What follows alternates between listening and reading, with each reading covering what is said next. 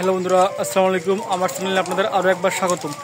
আজকে আপনাদের সামনে আমি যে ভিডিও তুলে ধরবো সেটা হচ্ছে যে আপনারা কিভাবে লেয়ার মুরগি বলেন আর যে কোনো ডিমের মুরগি বলেন, ডিম দেখে কিভাবে চিনবেন যে কোন মুরগির ডিম কীরকম, কোন মুরগি সুস্থ এবং কোন মুরগি অসুস্থ।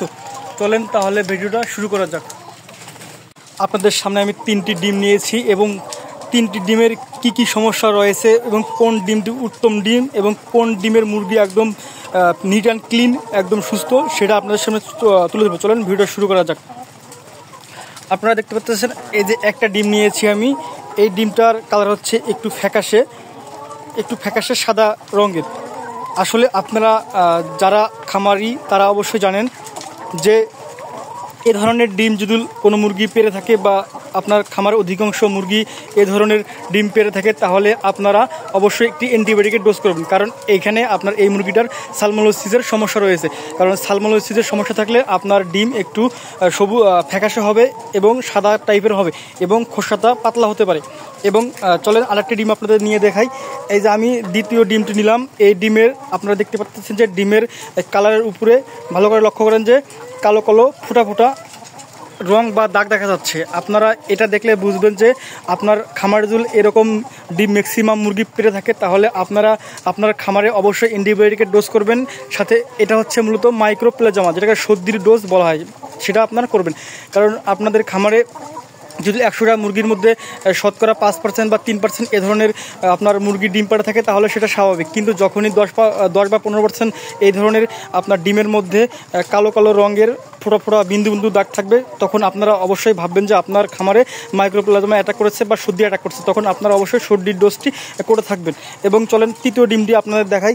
আপনারা দেখতে পাচ্ছেন এই ডিমটি হচ্ছে একদম আপনার যে ডিমের কালার হয় সোনালি এবং ধূসর রঙের, সে রঙের ডিমটি দেখা যাচ্ছে। কারণ তাহলে আপনারা বুঝবেন যে এই ডিমের মধ্যে বা এই ডিমের মুরগি মধ্যে কোনো অসুস্থতা নাই। এই ডিমের মুরগিটি হচ্ছে সম্পূর্ণ সুস্থ একটি মুরগি। এটা আপনারা আপনাদের যদি আবারও একটু দেখাই, দেখেন এই ডিমটিতে কোনো ফ্যাকাশে নাই, প্লাস কালো কালো দাগ বা বর্ণ নেই। এই মুরগিটির ডিমটি হচ্ছে একদম সোনালির মতো, মানে সোনালি কালারের যেরকম একদম পিওর ডিম হয় সে রঙেরই ডিম হচ্ছে। আপনারা তাহলে বুঝবেন যে এরকম ডিম হলে আপনার খামারের মুরগি সম্পূর্ণ সুস্থ আছে। তাই আপনারা যদি পূর্বের 2টি ডিমের মতো আপনার খামারে ম্যাক্সিমাম ডিম চলে আসে তাহলে অবশ্যই আপনারা 2টি অ্যান্টিবায়োটিক করবেন।